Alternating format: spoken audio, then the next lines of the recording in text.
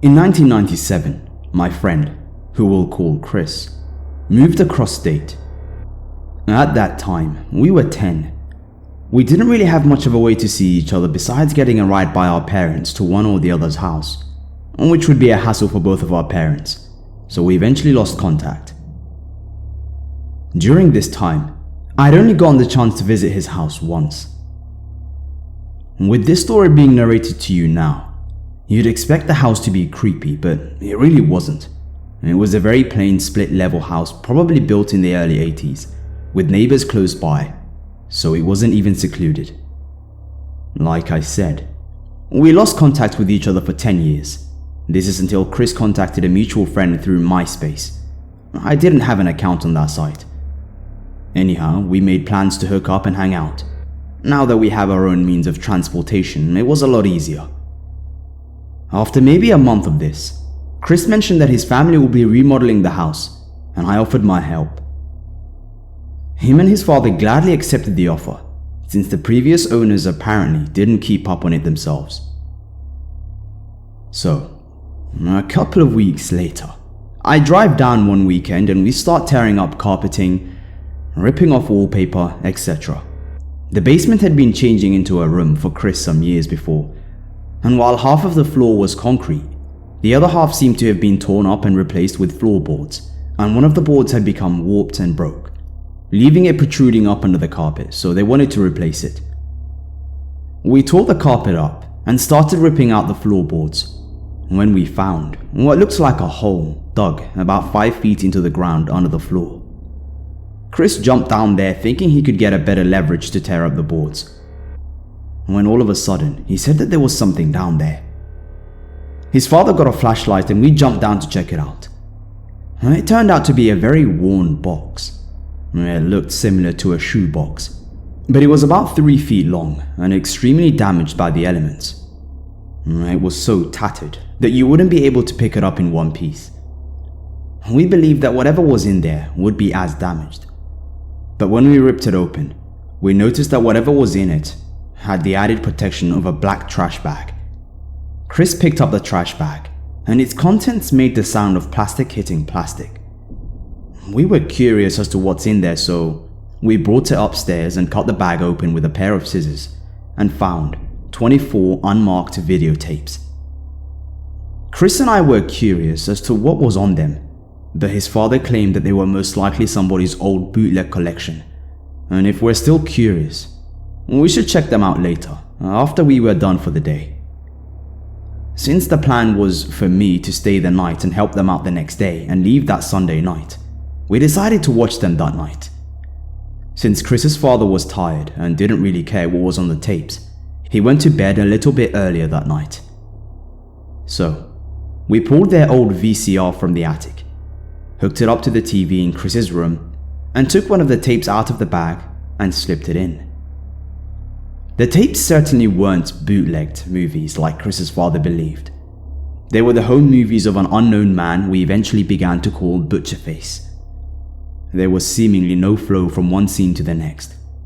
It was like he would just film something random for what was usually just a couple of minutes, and then put the camera away for God knows how long, until he found something else that interested him. Most of the footage was random footage like him turning on the camera, facing a chair. He would walk out from behind the camera to the chair, push it over onto the floor, walk back to the camera and turn it off. Or him playing with a random spider, in which he would talk to in a low, childlike voice, then end the tape with him squashing it. Or just him filming down his feet as he walks while deeply breathing. The one thing that always stuck out about all of the footage is that on the few times that his face was shown, he was seen wearing what looks like a burlap sack tightly tied around his head, with twine with 2 eye holes cut out. He was also a big guy, easily over 6 feet tall, with a decent build, with some muscles but not being buff. A lot of the footage was a lot more creepy and sinister. Some of the footage was of him videotaping people leaving buildings and houses. He was obviously hiding somewhere across the street from these locations, and he was often breathing loudly. Even worse were the things he videotaped himself doing. One piece of footage showed him sitting at a table with a rat trapped in an empty large pickle jar. He unscrewed the pickle jar, took the rat out, slowly put his hand on its head, and started twisting until it stopped breathing. He twisted a little bit more until its head was completely ripped off the body. Then he turned the camera off.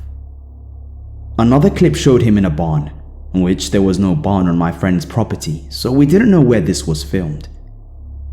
He turned the camera on, showing a pig tied to a post. He walked up to the pig with an axe in his hand and hacked its head off. What was really creepy was that most of the footage was shot in what was now my friend's house. It was always dark in the footage, like this man didn't like to have lights on, but we did recognize various locations of the house. One piece of the footage was obviously shot in the living room, which showed Butcherface using a large hunting knife to cut the power cord off of something that we couldn't see, wrapping this cord tightly around his arm, grunting and moaning as he does it, and using the knife to cut deep cuts into his hand and arm. One disturbing clip showed him standing in front of a table in the kitchen. On the table was a clothes iron. He then unzipped his pants, took out his penis, put it on the table, and pressed the hot iron against it. He screamed, but didn't take it off for about 30 seconds. He finally took it off, limped over to the camera, and turned it off. What freaked us out the most was a clip of Butcherface in what used to be Chris's upstairs bedroom before he moved to the basement. He turned the camera on and showed the whole room covered in what appeared to be hundreds of lit candles. They were on every table, chair, and shelf. The walls were covered in paintings of grotesque and ghostly faces. He then walked to a corner of the room and started furiously carving something into the floor with the hunting knife. He would stab it into the floor and drag it around, pull it out and stab again. Since that room was vacant at the moment and used for storage, and was going to be renovated anyway, Chris's father let us tear up the carpet in that area of the room. What we found was a section of the floor that had been heavily sanded down, with no real evidence of what had been carved there. Another tape showed footage of Butcherface in that same room, with even more candles. He was on his knees, facing away from the camera, with his arms in the air, screaming to be brought to the pits of pain and torture. One interesting thing about this clip is that he only had 3 fingers on his left hand, missing his pinky and ring finger. He had all 5 fingers in the previous clips, and we think he cut them off. That was the last clip of that tape, and the camera appeared to run out of tape. The last piece of footage on the last tape showed Butcherface furiously digging a hole that we found in the basement. He was digging fast and breathing heavily. He was constantly grunting. His shirt was off, but he still had the mask on. After a couple of minutes of him just digging, he started talking, saying something like, "This is it. This is it. They won't know. They'll never find me. This is where I'll hide." About 2 weeks after we found the Butcherface tapes, we were getting tired with having to lug the VCR up and down these steep attic steps, because Chris's father for some reason kept asking us to put it back there when we weren't using it. Then comes Chris's younger brother, who was going to college for media production. He came into the middle of the conversation about this and mentioned that he could convert the tapes to DVD using equipment at his college. After some haggling and way too much negotiating, that if we, being newly 21 at the time, would pay for the liquor bill for a party that friends of Evan's were having, who were 19 at the time, he'd do it the next day. When that day came, Chris and I were waiting anxiously in the kitchen for when Evan got home. When he finally walked in the door, an hour later than he said he'd be back, he was looking extremely pale. We asked him if he was done converting, and he jumped in our faces saying that we never told him what was on the tapes. Apparently, he didn't actually hear what we were talking about, and only heard that we wanted some tapes converted, and he thought that they were more like an old family recordings like Christmas or birthday videos.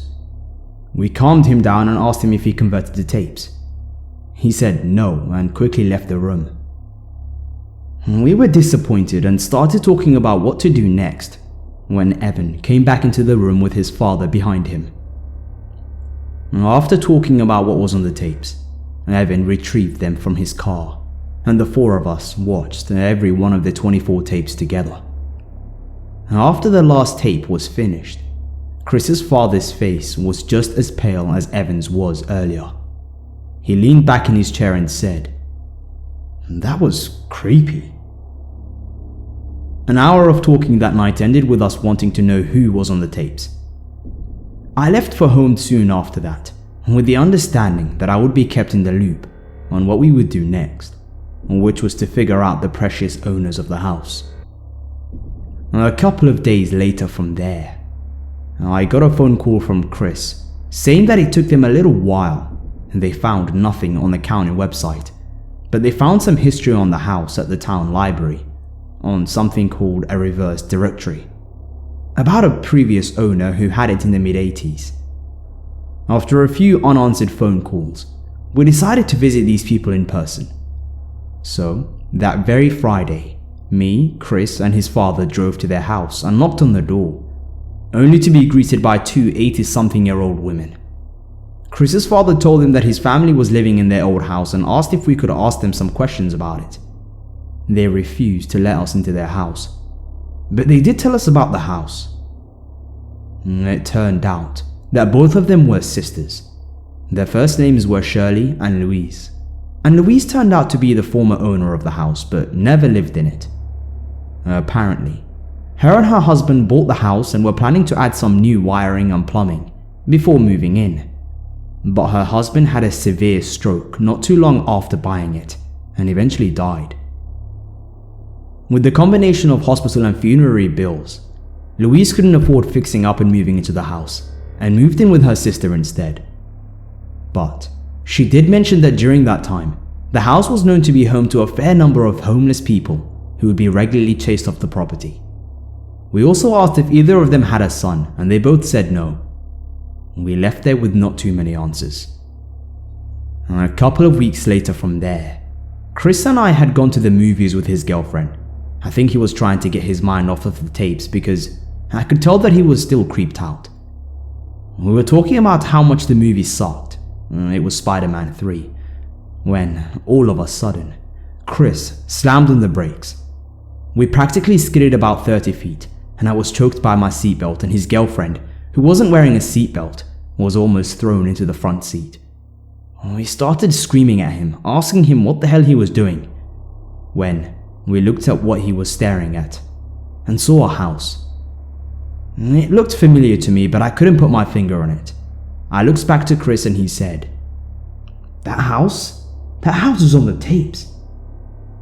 Then I remembered. One of the houses that Butcherface had watched people come and go from was right there, not 20 feet from us. We knocked on the door, but no one answered, so we decided to come back later.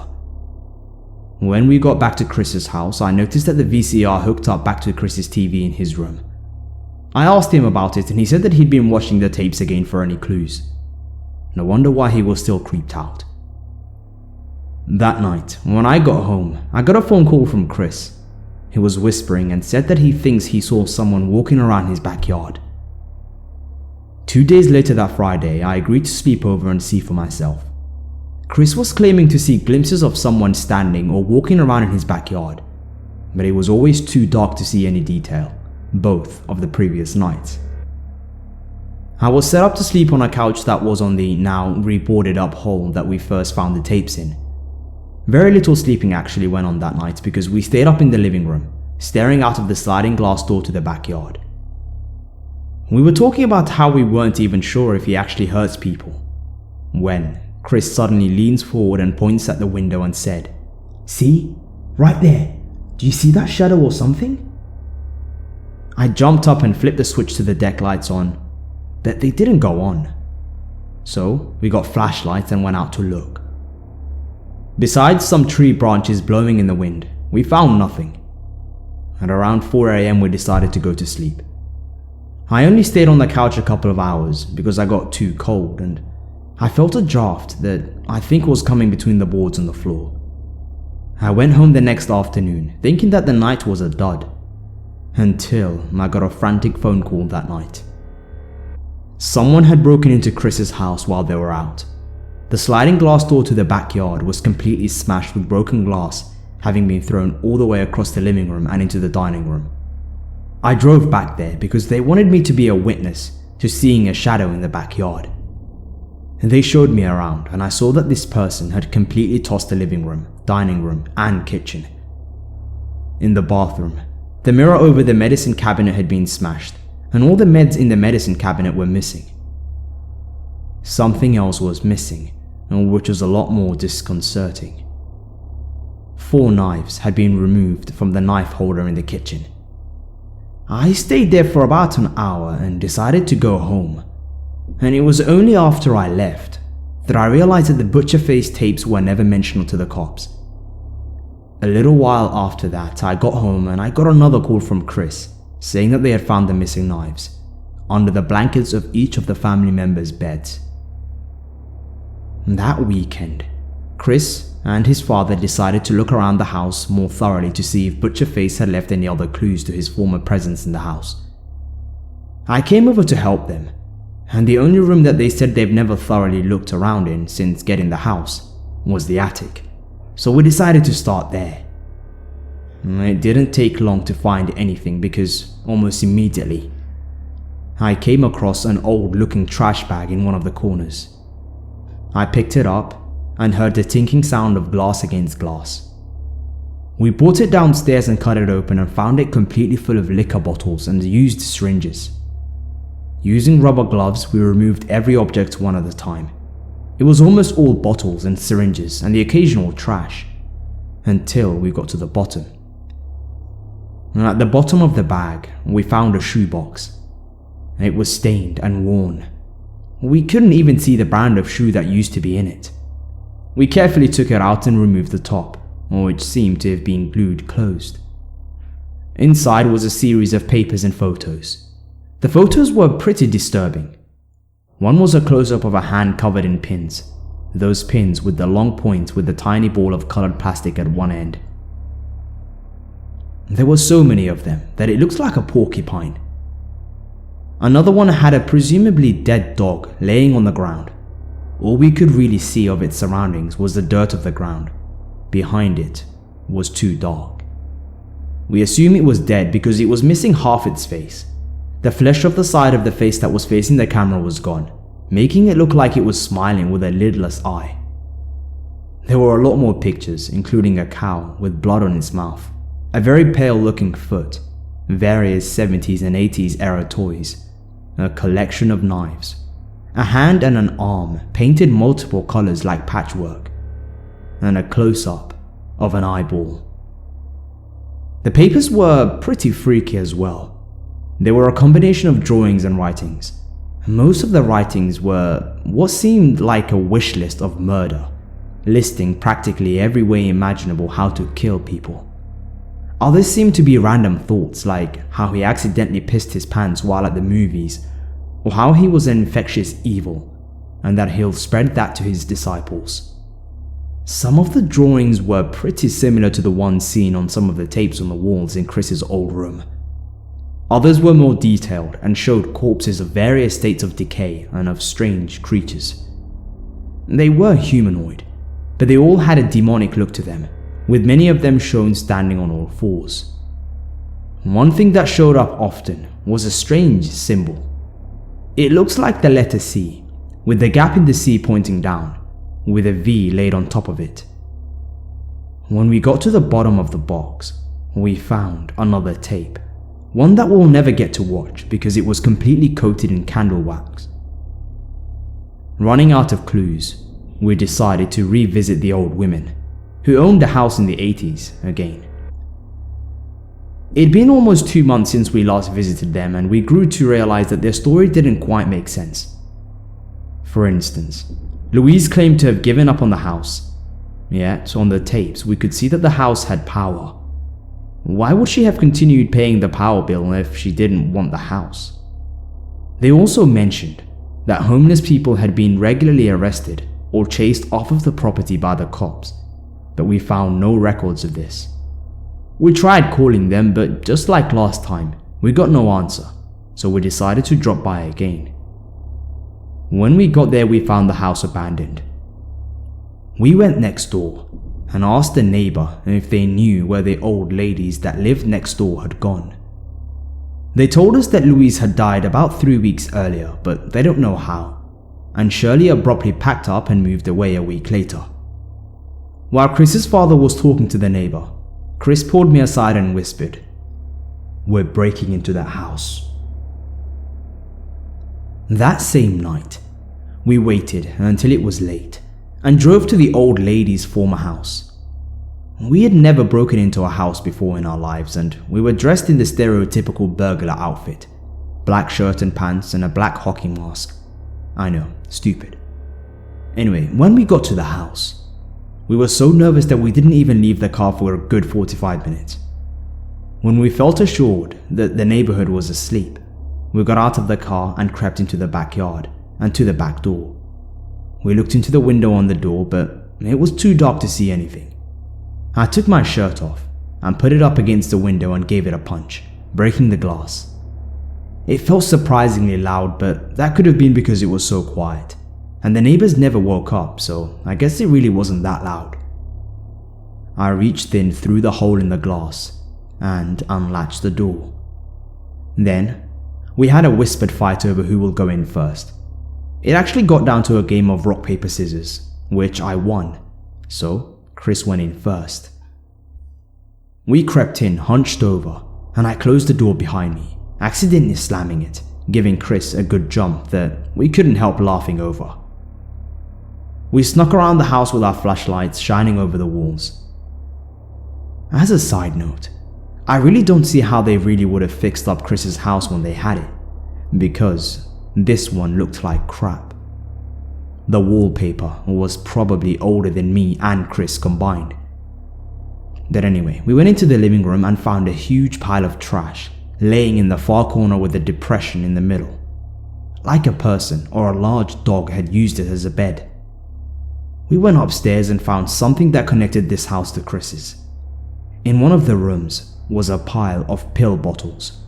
Some of the pill bottles were the ones stolen from Chris's bathroom medicine cabinet. We knew this because some of them had his mother's and father's name on them, and one of them was Chris's back pain medicine from an injury that he had a couple of years ago that will require surgery. That was all we needed to see, so we booked it back down the stairs and to the door. But when we got to the door, I jumped back, knocking both me and Chris down. On the inside of the back door was the CV symbol from Butcherface's note. After we got back to the car, Chris said that something creeped the both of us out. If Butcherface really is living in that house, he probably wasn't there because he was staking out Chris's house right now. Later that week, I visited Chris's house again, and as soon as I walked into the door, I knew I walked into an era of distress. Chris's mother and brother were pacing back and forth in the living room, looking out of the window into the backyard.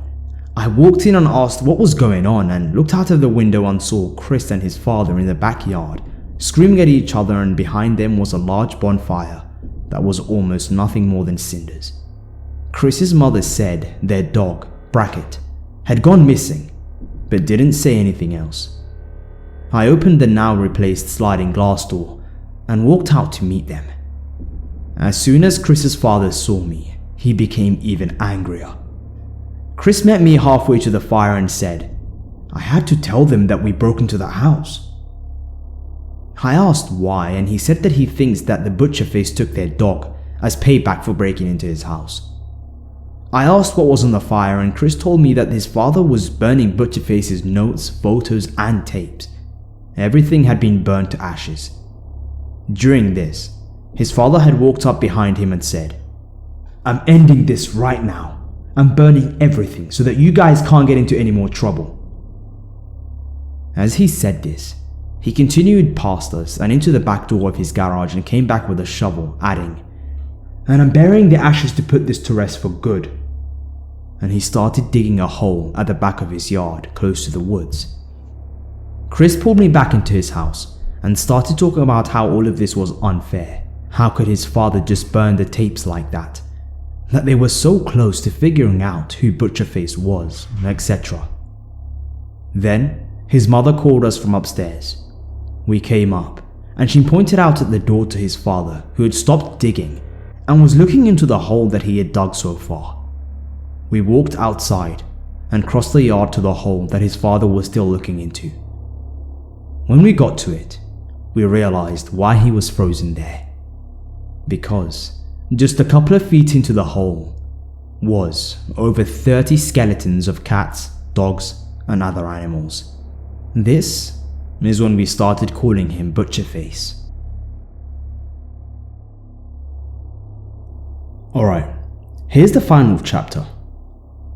After Chris's father burned Butcherface's media, including the art, photos, and tapes, I think everyone, including me, hoped that Chris would let it go. I know I was willing to let it go. But it wasn't long after that Chris began looking for any evidence of other media by Butcherface. He would occasionally talk, just to me, about strange tapes and art found in other parts of the country, but most of it seemed sketchy. Which even Chris was completely willing to admit. My attitude began to change about looking into Butcherface around this time, when I was sitting at my desk and caught myself absent-mindedly drawing Butcherface's CV symbol on a piece of paper that I was supposed to be drawing Batman on, which is a different story altogether. Roughly 2 weeks after Chris's dog disappeared and his father burned all evidence of Butcherface, Chris showed up on my doorstep saying that he wanted to go back down to the house that we found on the tapes. When we first found it, no one was home. We showed up at the house around 6 PM on a Wednesday, hoping that anybody living there would be home from work. We went to the door and knocked. The person who answered the door was a man roughly in his 50s. And it turned out that he did actually live in the house in the mid-80s, when we believed the tapes were shot. We told him about the tapes and how his house was on them, and asked if anything strange had happened around that time. He said that they had nothing like that on the tapes, but there was a point when they realized that someone had been living in their shed in the backyard. The shed has now been torn down, but he did remember that there was a carving left on the door frame. We asked him what it was, and he pulled out a paper and drew the CV symbol. The very next day, Chris's mother was walking around in the backyard and came across their dog. He'd been ripped open from the neck to the stomach and placed in the hole that his father had dug 2 weeks earlier. The cops had been called and they were finally told about Butcherface. Since Chris's father had burned everything, they really had no evidence that the dog had been killed by a person and labeled it as an animal mauling. It wasn't long after that I came home to find my front door open. I walked up the front steps and saw that the door was swung open, only hanging on one hinge. It being dark out, I flicked the light switch just inside the door and it didn't come on. I went around the house to the shed in the backyard and grabbed the most menacing thing that I could that was near the door, which was a pitchfork. Going back to the front door, I pulled out my cell phone and called 911. After making the call, I cautiously entered the house, making sure that the pitchfork was in front of me. I crept up the stairs and got to the nearest light switch and flipped it, but this one wasn't working either. I came to the conclusion that the power was cut. Using my cell phone as a flashlight, I got a look at the damage done. The leather couch had been slashed open with many cuts and the filling pulled out, and the glass on the kitchen cabinet had been smashed. More than half the liquor bottles in the liquor cabinet were missing, and the medicine in the medicine cabinet was gone. It all seemed familiar. I mean, even my 13-year-old dog's arthritis pills were taken. Speaking of the dog, Drake, he has an anxiety problem, so we keep him in a crate whenever we leave the house. Thinking of what happened to Chris's dog, I ran down the hall to the office where the crate is kept. I shined what light little I had on my phone on the crate and saw its door open and it looked empty. I stepped forward, afraid at what I'd see, and shone the light into the crate and saw Drake cowering in the back, whimpering. That's when the cops pulled up. My family came home soon afterwards. When the cops asked us if we had any enemies, since the house mostly seemed to be tossed around, I had to tell them about Butcherface. While the cops were looking around, they noticed that the power hadn't been cut. It turned out that every single light bulb in the whole house had been partially unscrewed, leaving the light bulb in the socket but not able to light up. This was the first time my family had heard about Butcherface, and they asked me to stop seeing Chris. I hadn't so much as talked to Chris on the phone for almost 2 months after that. Very little happened in that time, but something still didn't feel right as well. For one thing, my sister, who works nights, started asking me to stand at the front door and wait until she got in her car whenever she left, since she leaves after dark. I asked a couple of times why, but she never gave an answer. It's like she just felt creeped out or that she was being watched whenever she went outside. Our dog still seemed to be spooked too. Whenever we tie him outside, he'd only do his business and come right back in, which was very out of character for him. One day, I was standing at my back door looking into the backyard, thinking of all of this, when my eyes locked onto the shed in the backyard, and I remembered the story told to us by the people we talked to whose house we saw on the tapes. They found evidence of someone living in their shed. I went to my room and picked a sword from my sword collection. Yeah, I'm a nerd. And went out to the shed. I crossed the yard, and when I got to the shed, I found it unlocked. I opened the door and looked inside, only using the sunlight since there's no power running to it. I immediately saw a pile of trash in the far corner. It was a loose pile of tarps, cloth from umbrellas, and trash bags, and had a depression in the middle like someone had been laying on it. Off to the side of the pile was the missing liquor bottles from inside the house and some garbage. This guy had been living in the shed, and it was a good chance that he'd been there since the house was broken into 2 months ago. In fact, for all I know, he could have been there that night when I went to the shed for the pitchfork, watching me. I didn't want to freak out my family, so I cleaned it up in secret. At the bottom of the bedding shed, I found a ratty notebook. I only half opened it to a random page, saw some very familiar artwork, and immediately closed it, tore it up, and threw it in the trash. A couple of weeks later, I got a phone call from Chris. He said he was still doing some looking around and found some strange stuff. Before I could say that I didn't want to hear it, he said that he went back to the house of the women who were the former owners of the house that we'd talked to before. And before I could respond to this, he said, "They lied. Come see me tomorrow." The next day, without telling my family, I drove back to Chris's house. I was greeted by his mother, who seemed to be in a good mood. I asked her how it was going, and knowing what I was talking about, she said nothing strange had happened there for a couple of months. I asked where Chris was. She pointed to the stairs that led to the basement bedroom. I opened the door and immediately heard Chris talking, but I didn't quite hear what he was saying, but I assumed that he was talking to his girlfriend. When I got to a point on the stairs that I could see into his room, I saw that he was sitting in front of his desk, talking to a video camera. I asked him what the hell he was doing, and he smiled and said, "Nothing," and turned off the camera and slid it back between his monitor and computer tower, like it wasn't strange that he was talking to a camera, just like Butcherface did. By this time, I had gotten to the bottom of the stairs, and Chris stood from his chair and immediately changed the subject. He walked up to me and started talking about how, a couple of days before, he drove to the house of the old woman who used to own his house. When he got there, he parked across the street and waited.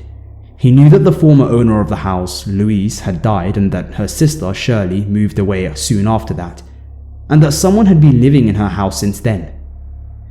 He was hoping to see Butcherface either entering or leaving the house. Instead, he saw Shirley pull into the driveway.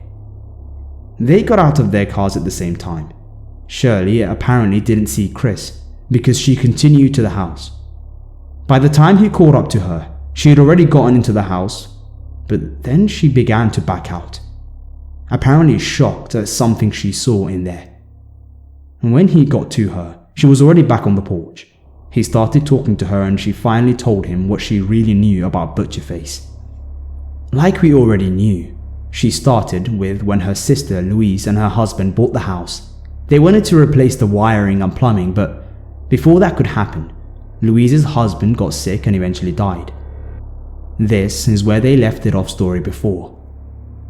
What they didn't tell us is that a couple of years after her husband's death, Louise still couldn't afford paying for it, so she decided to sell it instead. After it just sitting there for not too long, they thought it would be a relatively easy fix, so they, in their early 60s at the time, decided to fix it themselves. When they arrived to check out the house for the first time, they found the house like it looks in the videos, with garbage everywhere and drawings on the walls, with burnt out candles everywhere, and a hole in the basement. They began to clean it up, picking up the garbage, putting up some cheap wallpaper, putting down carpeting, and boarding up the hole in the basement as best as they could. One thing she did mention that we never noticed is that she said in that hole in the basement, there was another hole in the cinder block wall in the foundation that led into the backyard. They bricked up the hole, but due to their budget, and she apparently also blamed their old age, they never used any mortar. They just laid the bricks in place and left it at that. Chris asked her if they put the videos in the hole, and she outright refused. We determined that if anybody knew where the hole in that wall was, they could just remove the cinder blocks and get into the hole and do whatever they wanted there, like hiding some tapes. We went out to his backyard to see if this was true, and we did indeed find a patch of the cinder block wall where you could remove the blocks. They seemed to have fresh scrape marks like they had been recently moved, but we couldn't be sure. Chris and Louise's conversation continued, with her telling him that while cleaning out the kitchen, they found a rectangular object wrapped in tin foil. They unwrapped it and found a videotape. They brought it back home and popped it in their VCR and watched it. Apparently, there was no picture. The screen was just black, like he left the lens cap on or something like that. But it seemed to be intentional because what the video lacked in visuals, it compensated with sound. He said she described it as rants and strange noises for the entire tape. He said she then ended their conversation and quickly walked back to her car, leaving her old house's door open, and drove away. Chris then abruptly changed the subject by jumping back to his desk and pulling a folder out of a drawer and opening it up. The papers inside were printouts of various disconnected websites showing pictures of stills from videotapes, drawings, photos, and carving that all looked familiar. He said, "Look, they're from all over the country, including some bits of Mexico and Canada. Some of these apparently even appear in some places of Europe. It's like he's traveling around and leaving this stuff whenever he can." Chris then said that he'll continue his investigation to Butcherface. That investigation continued for 4 years, until last weekend. This is why I was gone for 3 days after writing part 1. I hate to make this sound cliche, but Chris became pretty obsessed with trying to find out who Butcherface was. His investigation was slow, finding the occasional picture or video. He even traveled to a town near Denver, Colorado, because he believed he found what he called a nest, a place where Butcherface seemed to appear often, much like around our area, but didn't find much. We were never really sure of what was fueling Chris's interest in Butcherface, since he had no more of Butcherface's media anymore since his father burned it all. Then, last week, we found where it was all coming from. I'd come by because we were planning to see Transformers 3, but we never got to go. I pulled into his driveway at the same time as his girlfriend. We both got out of our cars and laughed at the coincidence of the both of us getting there at the same time and walked into his house. His family were working, so we just walked into the house and down the stairs to his room. We hung out for a little while, Chris and his girlfriend sitting on his bed, with me sitting at the desk. We were chit-chatting and I was spinning the chair I was in, when I happened to notice a tape leaning against the speaker to his computer. I picked up the tape and asked him what it was. He immediately got a look of, "oh shit," on his face. When his girlfriend got into questioning, he finally broke down and admitted that it was the tape the old ladies had found in the house in the 80s. He said that when he talked to Shirley that time in front of her house, where she told him when they found the tape, she also gave the tape to him, and he chose to leave that part out of the story 4 years ago. This is when we knew that he had a problem. We asked him to stop listening to the tape. We asked him to stop this search for Butcherface, and it has never led to anything good. So, that next week, this is to say this week, we decided to go to a cabin that Chris's girlfriend's family owns on a lake a couple of towns over to finally finish it. We didn't know how right we were. We arrived at the cabin in the afternoon of Monday. It was me, Chris, his girlfriend, and our friend Jesse, who's the mutual friend mentioned in part 1. We filled Jesse in on the whole Butcherface story as we knew it on the drive down, and he immediately regretted coming along. Chris brought everything he had on Butcherface, and soon after we got there, he asked if we could watch the last tape one final time. Jesse wanted to see what the fuss was about, and I must admit, I was curious to check it out myself. The cabin had no cable, phone line, cell phone signal, or internet access, so their only form of entertainment was to watch the movies, so they actually had a VCR still there with a decent VHS collection. We popped the tape into the VCR and turned it on. As mentioned before, this tape had nothing visual and was all audio. It began with clicking sounds like from an insect that would start off slow and go faster, then slow down and go fast again. It then changed to a quiet talking, like a whisper. The voice talked about how he had an infectious evil and wanted to spread it to his disciples. And then it just faded out like he just walked away from the camera. There were more noises of what sounded like animals walking around inside a building and a high screeching noise that lasted for a good 5 minutes. There was more talking where he called people zombies and cows, and how only a few were worthy of the pit, followed by a jabbering sound like he was humming while wiggling his tongue around. That night, we lit a bonfire and Chris burned every note, picture, schematic, and the last tape he had about Butcherface. The next day we spent most of the morning watching movies, regular movies, and then we went out on a rowboat and explored the lake for a couple of hours. We got back and we hung out on the shore with some drinks. I must admit, it reminded me of that time I walked into Chris's house and met his mother. She was in such a good mood after not having any problems with Butcherface anymore, and it felt almost exactly like that. At one point, Chris's girlfriend came out and asked if any of us knew where her iPod was. She claimed that she left it in its docking bay, one of those with the speakers, which was also missing. She kept accusing us of hiding it from her. At this point, it was starting to get dark and we began going back into the cabin one by one. I was the last one in, and I must admit I didn't close the door. Chris, myself, and his girlfriend were in their room looking for the iPod and its docking station when Jesse, who was still out in the living room, yelled, "Holy fuck!" We ran out into the living room and he said that he saw a person run by the open door outside on all fours. Chris's girlfriend rushed to the door and slammed it shut and locked it. We stood, still listening for where this person could have gone, when all of a sudden, we started hearing loud noises coming from the front deck. It was random noises like a voice chattering, something like the grinding of a buzzsaw, sobbing, all in quick succession. We rushed to the door and peeked out of the small window and saw Chris's girlfriend's iPod sitting on its docking bay, with a power cord going from it to a plug on the outside wall, sitting on the railing to the deck. These sounds were coming from the iPod.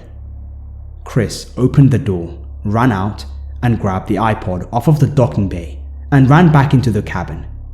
He gave it to his girlfriend and told her to delete the file that was playing, effectively erasing every known piece of media we knew off of Butcherface. Me and Chris then ran to the door, opened it, and yelled that there was nothing left of any of his media we had. We destroyed every connection we had to him, and he had no reason to follow us anymore. It stayed quiet for the rest of the night, and we left that morning. During the drive home, we started thinking of some things. We now believe that Butcherface wants us to find those tapes. Maybe not us per se, but someone. The day that we found those first 24 tapes, we started an avalanche of more and more of his media to be surfaced and help the possibility of it spreading to others. He had mentioned more than once in his media that he wanted to spread his infectious evil only to his disciples, and we think those disciples are those that have seen his media. We say this because he never seems to attempt to hide it and seems to keep watch of all those who'd seen it. In the notes I saw of Chris's before he burned them, I saw that many of the sightings of him were scary but never seemed to be completely dangerous. It was like he was just keeping a watch over those who have experienced his media. I contemplated not writing out parts 2 and part 3, which you're listening to now, of this story because I'm not sure if this counts as spreading his media. Ultimately, I decided to finish to warn you guys that if you ever come across anything that even resembles the footage, audio, art, writings, or carvings that are described in these stories, do not look at them. When we got back home, Chris decided to tell his family everything that had happened, including the tape that he'd hidden from everyone else, and our hypothesis as to who Butcherface is and what he's doing. Chris's brother, Evan's face became pale, just as pale as the day he first saw the tapes. We asked what the matter was, and he said, "You know how I said I never converted the tapes to DVDs? Well, I lied." Apparently, he actually did do the conversion at his college, after the day their house was broken into. The thing is that they disappeared, and he later learned that fellow students had taken them, thinking that it was cool school project, and made copies. From what we've heard, they've been handed down from person to person and copied, leading to countless duplicates.